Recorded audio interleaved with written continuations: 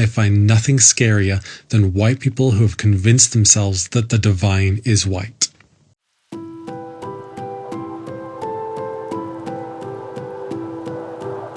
Hello witches, and welcome back to Activist Witch, where we discuss witchcraft and activism. You can call me Isha, my pronouns are she, they.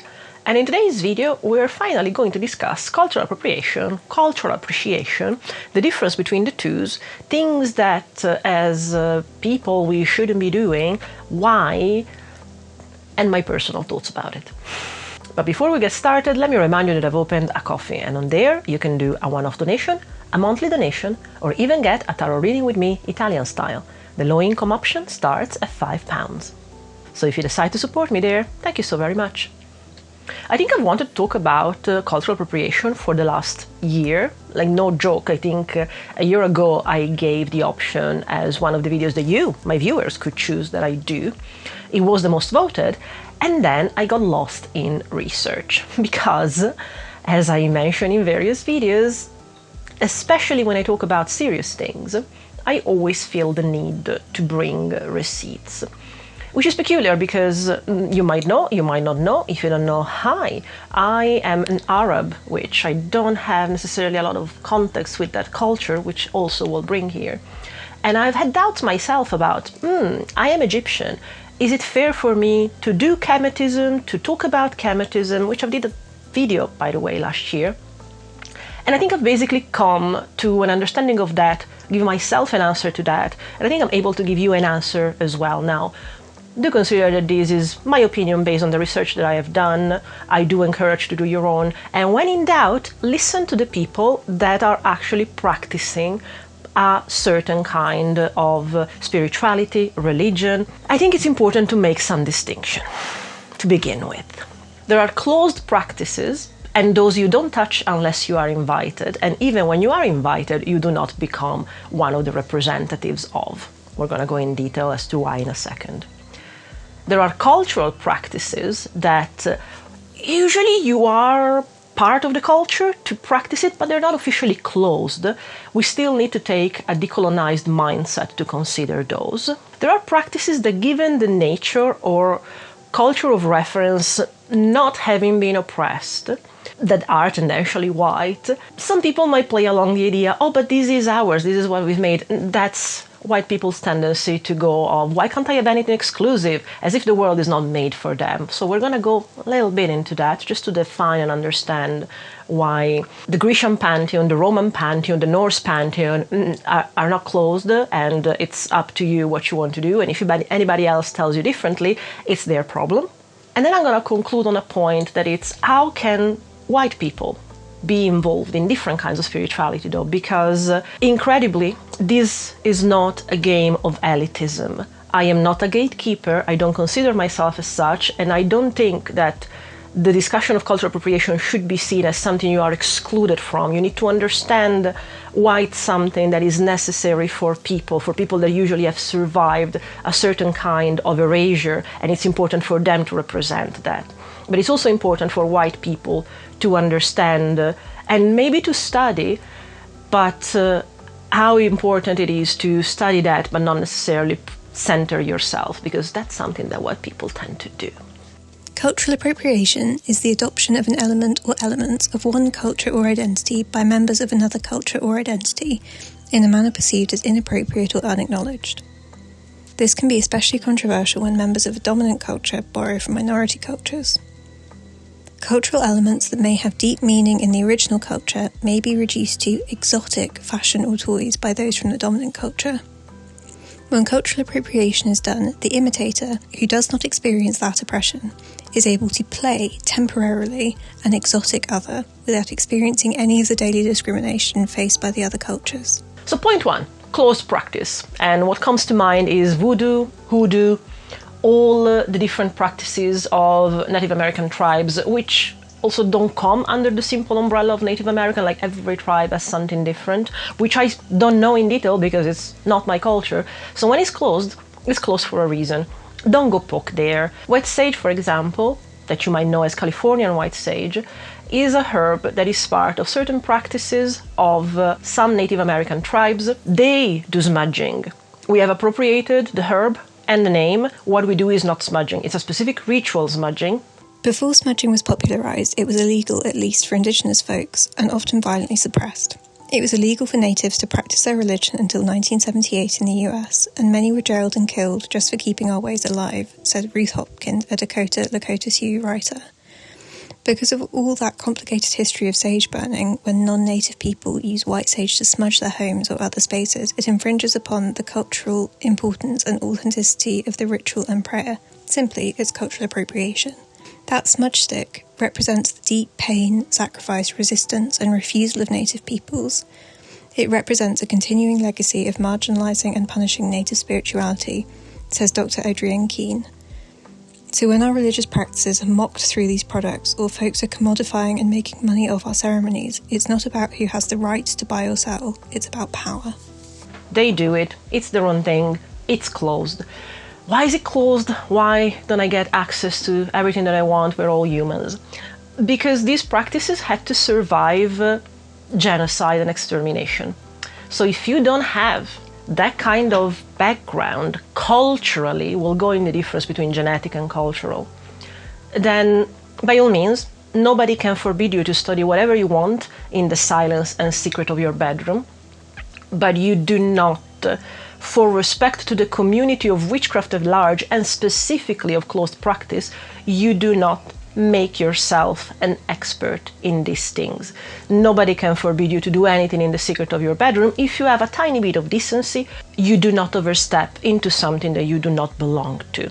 You can be curious and you can study, and there are plenty of books, but the problem with closed practices is not only when you feel entitled to them, it's when you feel entitled to them and then you feel entitled to share it with the world because you've learned about them. Which unfortunately is a thing that whiteness as a culture does. Because whiteness is the default. It's what we are used to think is the standard. History has been written that way. Paintings, media, that's the default, and anything that deviates, it's its own specific special thing. But this idea of whiteness and default, it's part of the reason why we live in a white, supremacist, capitalist patriarchy. So it's a work of deprogramming, in a way, that as a white person you have to do. Because there's this thing that you're born and you're told the world is your oyster, amazing, but you need to understand that usually the oyster that comes to you has been taken away from all these different cultures, and just because it's presented to you on a silver platter because of how you look, it does not mean that you're actually entitled to it. And by all means, unless you're a cis, white, het, rich, able man, believe you me, having this understanding of intersectionality, like we all come from certain kinds of oppressions, will help deconstruct things. Because I think that's one of the main issues that I've also seen. When you are not at the top of the ladder, again, cis, white, het, able, rich man, you feel in a way doubly oppressed by the fact that you don't have this entitlement to everything, thinking, oh, but I'm not one of the evil ones, I'm not one of the ones that oppresses. I don't know any of my specific ancestors that went and contributed to the slave trade. So how do I get advantages, and so why am I excluded from all of this? And that requires for you to understand what privilege is. White privilege denotes both obvious and less obvious passive advantages that white people may not recognize they have, which distinguishes it from overt bias or prejudice. These include cultural affirmations of one's own worth, presumed greater social status, and freedom to move, buy, work, play, and speak freely. The effects can be seen in professional, educational, and personal contexts. The concept of white privilege also implies the right to assume the universality of one's own experiences, marking others as different or exceptional while perceiving oneself as normal. Which is not a benefit that it's measurably given to you on top of things. It's the fact that you don't have to worry about things being taken away from you, though. Your culture, your history, your family, the simple fact that you know your family, those are things that you take for granted, that in an ideal world would be part of human rights, it's not for everyone. And so what you consider the baseline is different from people that come from different cultures that had to survive. Annihilation and colonialism, therefore, the two things go together. So I implore you to consider that when you go to your witchy shop and the only thing that they have to cleanse is white sage or Palo Santo, and you think that to be a witch you need those things, you genuinely don't. If it's the first time that you hear about them and you don't know any better, again, nobody is gonna come after you and bad witch. By all means, you still have them at home, use them. There's no point in just throwing them away. But now that you know that that does not belong to you, try and do other things. Also because, if I may say so, and I've mentioned it in other videos, I have noticed this myself, the more you do things that connect you to the specific place you are in right now, the better things tend to work. Something that I liked to do over Christmas was, as soon as people were throwing away Christmas trees, Yule trees, was going and get pine bundles to basically then cleanse my house with those, and those are local trees. It's already a waste in my head that we get real trees for Yule, but you know, if people get them and I find them on the street, that's something that I will get. I get rosemary at the local grocery store and I make bundles with that to clean my house. Ironically, even with sage, culinary sage, Salvia officinalis, you find it at your grocery store, get a bundle of that, and instead of cooking with it, dry it, make a bundle, there you go. But going for the things that have been appropriated and commercialized without knowing the actual process and ritual of smudging, because if you're not initiated into a certain kind of practice, believe you me, you're not smudging, you're smoking, you're fumigating, which is completely fine, but there's no reason to go get something else. There's a lot of Orientalism in this. Since the publication of Edward Said's Orientalism in 1978, much academic discourse has begun to use the term Orientalism to refer to a general patronizing Western attitude towards Middle Eastern, Asian, and North African societies. In Said's analysis, the West essentializes these societies as static and undeveloped, thereby fabricating a view of Oriental culture that can be studied, depicted, and reproduced in the service of imperial power. Implicit in this fabrication, writes Said, is the idea that Western society is developed, rational, flexible, and superior. This allows Western imagination to see Eastern cultures and people as both alluring and a threat to Western civilization. Which is the idea that if something is exotic, then it's more mysterious, it's more savage, and therefore when it has to do with spiritual things, with magical things, it's perceived as more valid. That's the entire issue with the mystification put around Roma people, but at the same time the oppression put on them and their lifestyle of being nomads that something like the UK doesn't allow. And so we have this push and pull of, oh, there's this fascination, but also I will not respect your lifestyle and I will make your life hard. So these kind of things, I know that they're not maybe obvious to notice if they don't affect you. That's why I'm bringing you examples. So the next time you notice them, you can start undo this kind of thinking. Just because it's there, it's not for you. Even if the world has been presented to be your oyster because you're white and everything you see looks the same as you. It's not the actual case. That's the reason why people of color also go by global majority, because white people are not. But for all you know of media, of information, that's considered the default. Be mindful of that. There are also practices, I'm thinking specifically of East Asian practices and Indian practices, that technically are not closed. I'm thinking of Tai Chi, I'm thinking of yoga. Even when a practice of colour is accessible, it can still be appropriated if the cultural outsider misrepresents, corrupts, or belittles that practice or its people. But unfortunately, I've noticed a terrible trend in the witchcraft community, which is this. They have worked on chi, energy, spirituality, breath work for a long time, much longer than us. And what modern witchcraft has done problematically commonly is take something that works from East Asia, from Tai Chi, from yoga, import it into modern witchcraft as a practice, but the first, second, third time that it's repeated in a book by a white person tendentially, suddenly we have lost the roots and suddenly it's just a witchcraft practice. Something that has come to my attention now, after 2 years of practice, is the energy ball exercise. I don't know if you've ever heard about it. I think the first place where I heard about it was a book by Silver Ravenwolf.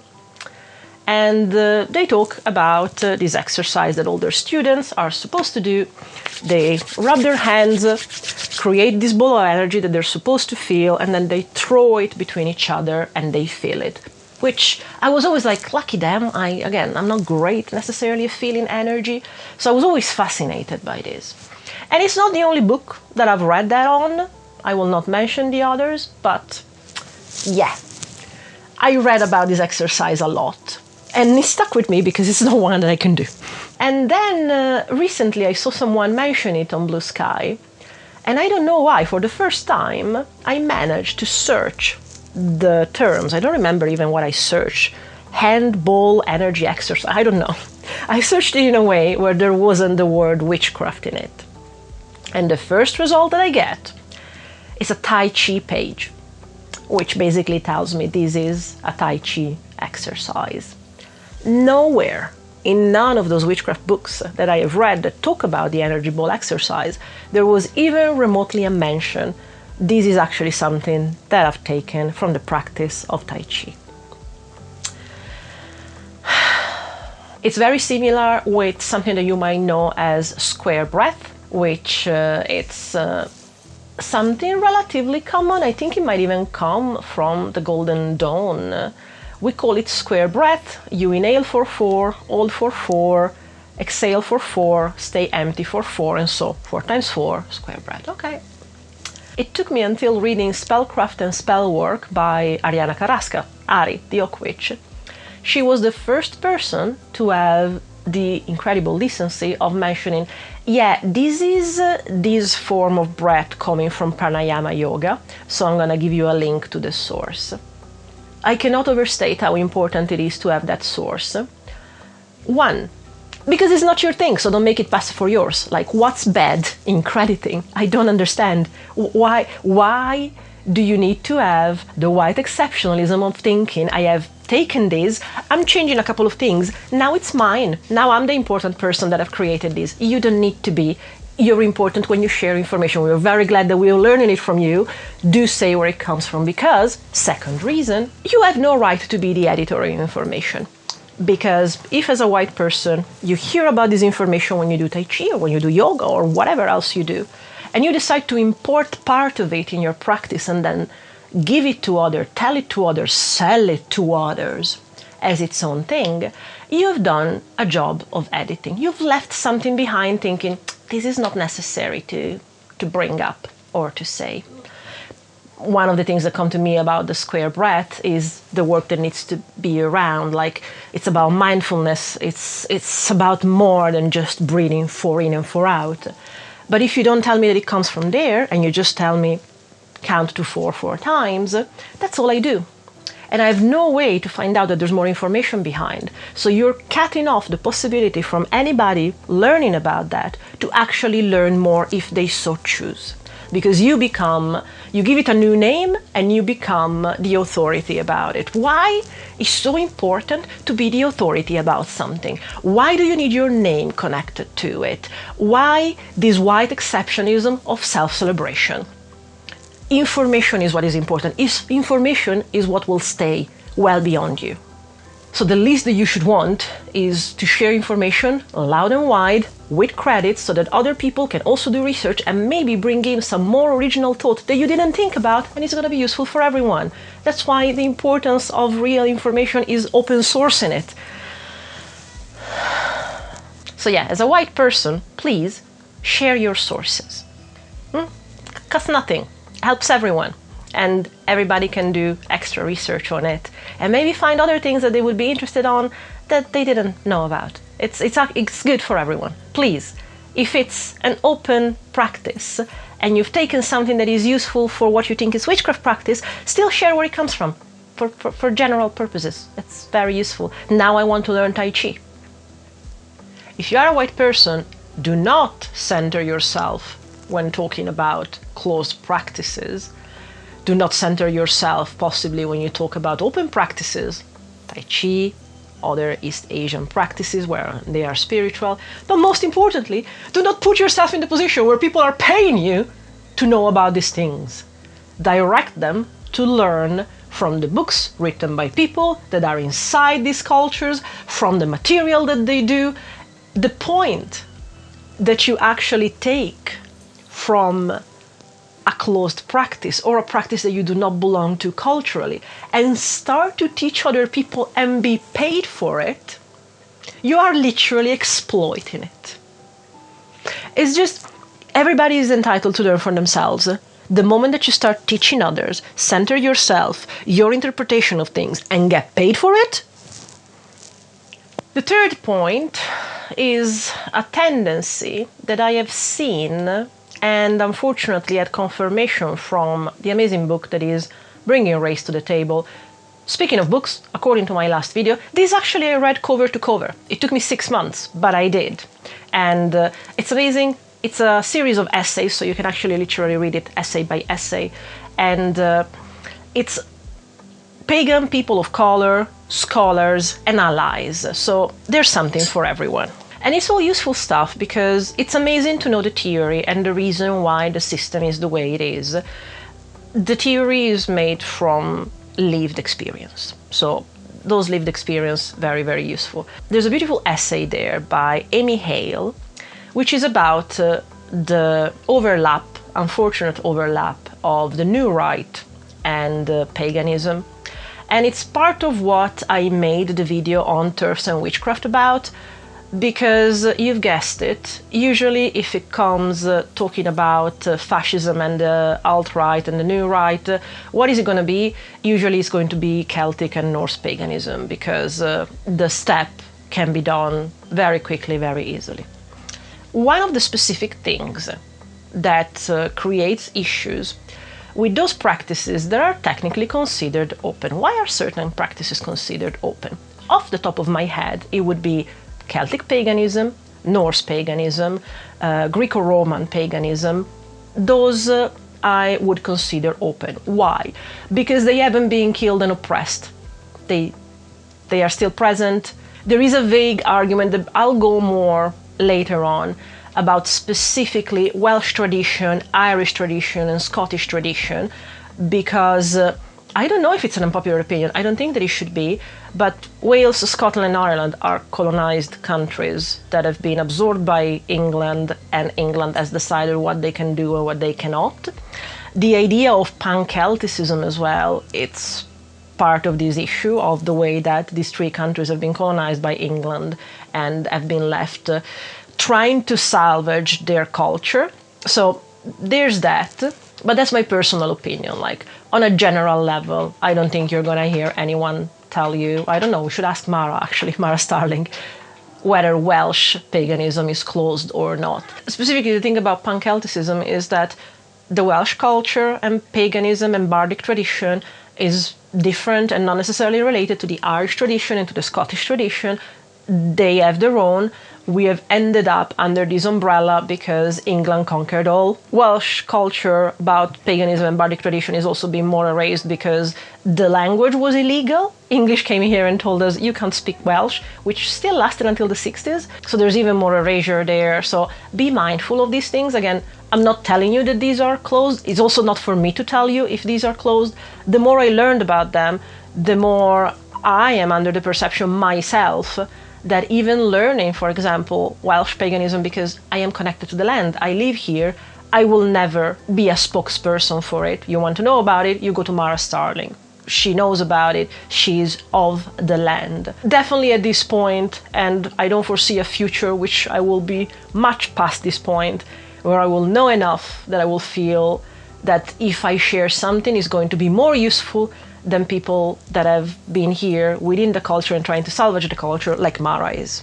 But there's this thing about white exceptionalism where pagans do not want to be seen as stealing traditions that do not belong to them. As a result, Pagans feel as though they need to be able to legitimately claim ownership to the traditions they practice, which has led to an increase in ethnic reconstructionist paganism within the United States. As people try to become involved with traditions they feel they can legitimately claim as their own. The models for this type of practice tend to be heavily culturally bounded, using a genetic model of cultural transmission, one anthropologists have recognized to be greatly flawed and incorrect, but which is a defining feature of the new right ethnopolitics. The perception is, oh no, you know what, I do respect that there are closed practices and they are specific to that culture. I am so progressive, absolutely, I'm not gonna touch hoodoo or any Native American tribe tradition.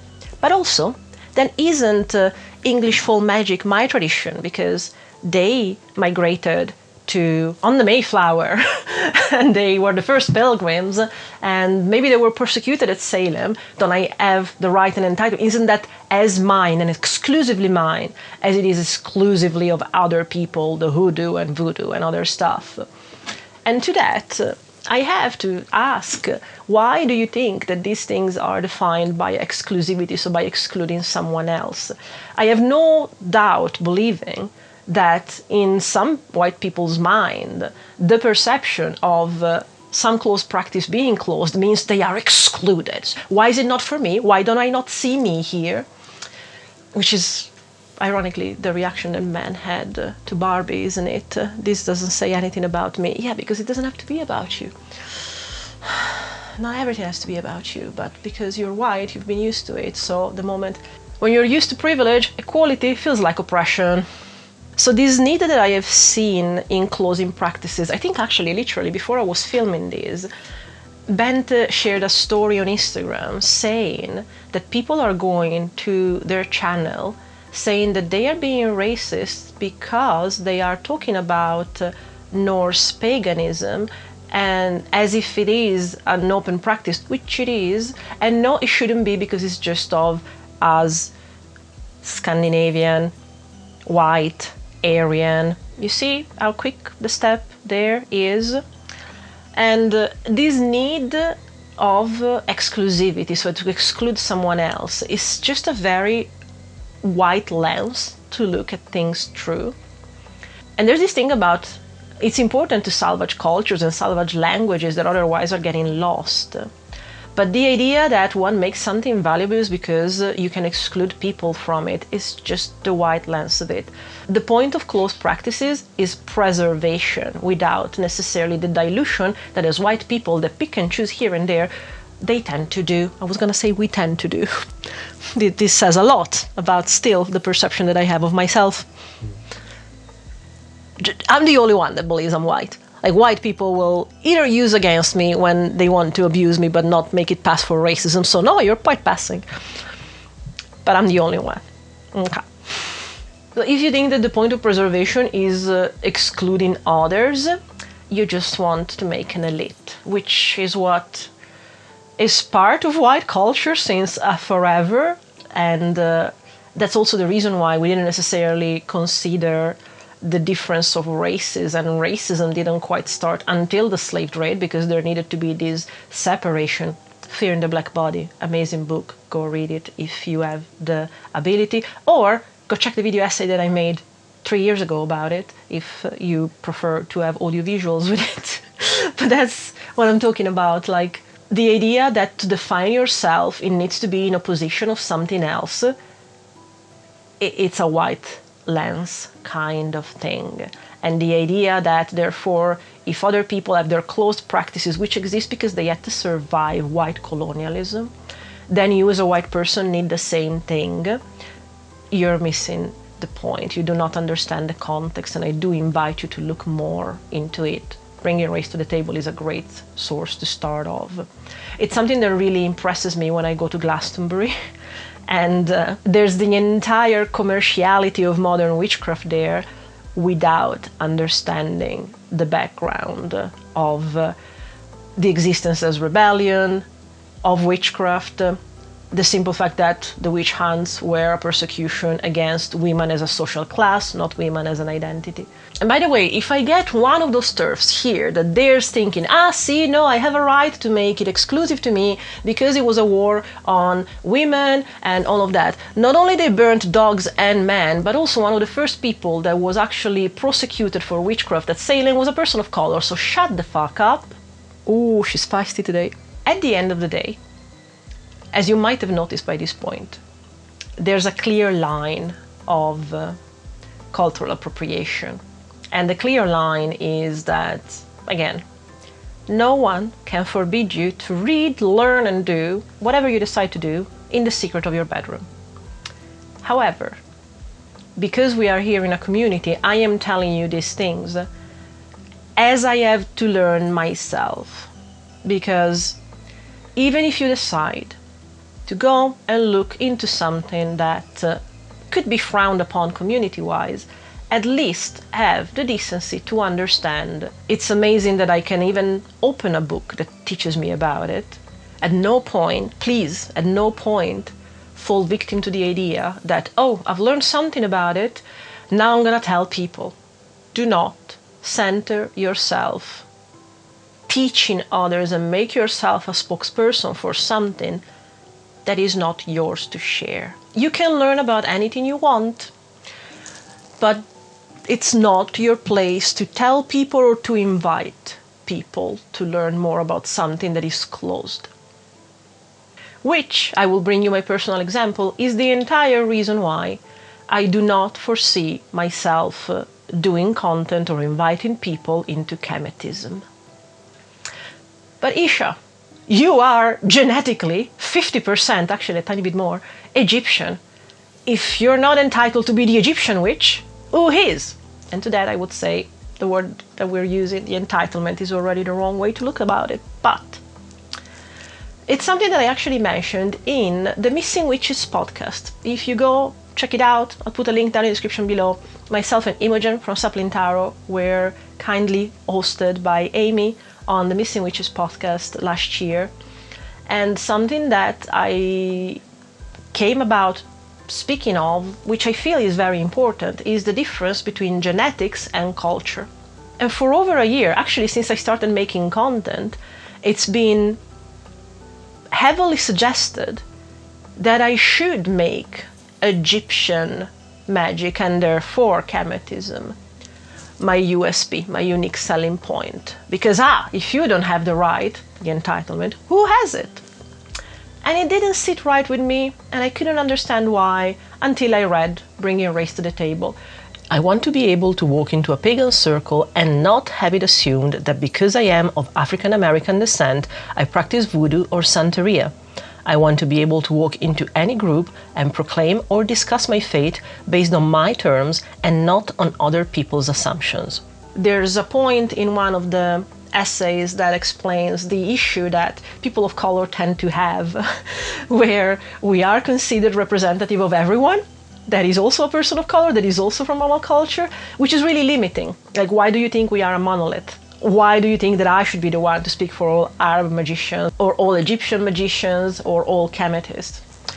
There's also a cultural issue, which is Kemetism as a religion was revived, and it's a reconstructionist of ancient Egyptian paganism that started in the 70s as part of the political black movement. Africans in this 21st century are the inheritors of over 5,000 years of information, which is, for the most part, readily available. Medu Neter, the Word of God, provides what is probably the most succinct, multifaceted aspect of the African worldview. It is an original curriculum of sorts. It provides the tools that every African needs to see herself or himself clearly, not as a subject of conquer or white supremacy, but as a fully present, inquiring human being. Medu Neter reminds African people of their beginnings, and even presents a frame of reference that is not overtly riddled with oppression, enslavement, white supremacy, and capitalism. Medu Neter is liberating in and of itself, It is liberation. It inspires liberation, and the acquisition of the ancient Kemetic worldview is essentially a tangible freedom for African people, which was a way for people, especially in America, that were people of color, to reclaim the value and the importance of coming from Africa. And because the main thing that is known commonly of Africa is through the empire of Egypt, that is rightfully something that people wanted to reclaim. I don't have cultural background that connects me to people of color in America whose ancestors and whose lineage had to not only survive the slave trade, but still live in a country with the kind of oppression that there is in America of people of color. I am fascinated and interested in it. I have a few books lined up for me to learn more about it. It is not something that belongs to me just because my 23andMe gives me Egypt as the main place where I come from. My 23andMe also has a 6% of Ashkenazi Jew. What I'm trying to say here is that the cultural context you come from matters. Your ancestors matters. We're talking about witchcraft here. Hey, ancestors do matter. And ancestors don't have to necessarily be genetic. There's also a slightly controversial thing that I'm gonna give you here, which is this. If you do a 23andMe and suddenly you discover that you are X amount or small percentage of one of these cultures that have been erased, that have been genocided, that had to fight to survive enough for you to even know that that is an option. And if the first thought that comes to your mind is, if I have a percentage then I'm entitled to it, then I would invite you to consider, why do you think that percentage is there, and what side of your ancestors, therefore, do you want to side with if you feel that you are entitled to that and therefore to everything? I am half Egyptian and I have white guilt, like I get it. Not everything in the world is for you. Or me, because I was literally saying to Raven right now, because I've been raised by this white side of my family, there's a lot of things that I still delude myself in my head I am white about. It's a very personal belief, because the only people that agree with me are usually white people when they are abusing me with racial stuff, but they want to deny that it's racism, so it's convenient for them to say, oh, you're white passing, so I can't possibly be racist. But yeah, I do understand to a degree white guilt. There are things that we can do and learn to unpack that, and I'm saying we exactly because of that. But the entitlement is the first one that should go. And again, having thought and having been told by the witchcraft community, well, not name names, but that no, I should have had the entitlement to Kemetism. Why is that not your unique selling point? You're the only one that can claim it. If I could, I would claim it, but you have genetic material that is from Egypt. That is not the point. I am not a spokesperson, and I cannot be a spokesperson, and it's not fair for me to be a spokesperson of Kemetism. I might like to do my own studies on it. And, because it was, in the specific case of Kemetism, a lost religion for thousands of years before it's been brought back into interest and therefore in existence, there's argument about, oh, are you really not entitled to it if it's something that is not necessarily part of a culture now? Had I been born in Egypt, it wouldn't necessarily have been still part of my background culturally, especially because Pharaonism is being used by the far right in Egypt, so it's another issue. But what I'm trying to say here is actually, very cleverly, the last point that I wanted to bring, because this is not all shitting on white people, stay in your lane.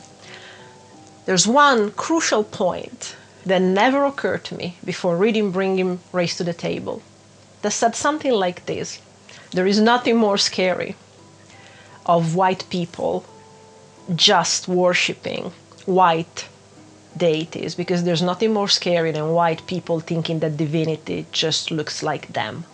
The scary alternative is that white pagans sink into their whiteness.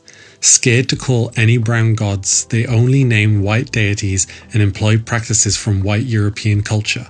While it is wonderful that some pagans are cautious of misappropriating POC religions, still I find nothing scarier than white people who have convinced themselves that the divine is white. So that's where cultural appreciation comes in.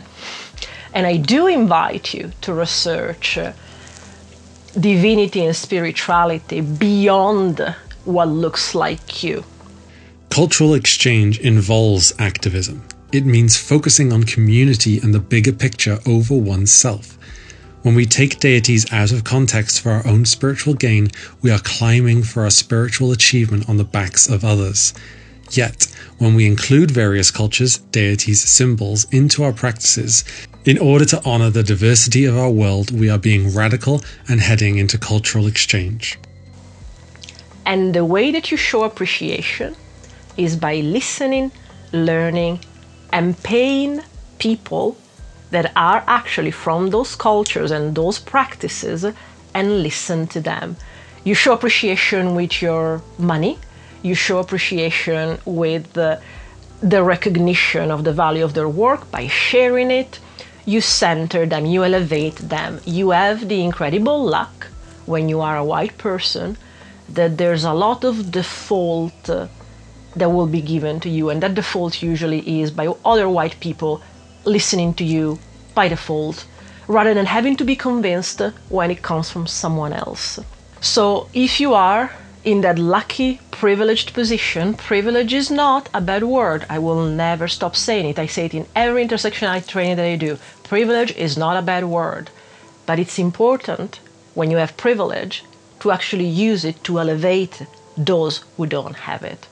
So you want to learn about, I'm not going to say anything because it's not my, they are not my culture for me to suggest to you that you go and research. But if you want to research something that is not Greco-Roman or Norse or Celtic and suddenly doesn't look like you, but it still recognizes divinity, I invite you to do that and to listen to people that actually come from those practices and to support their work in every way that helps actually in late stage capitalism, which usually is money.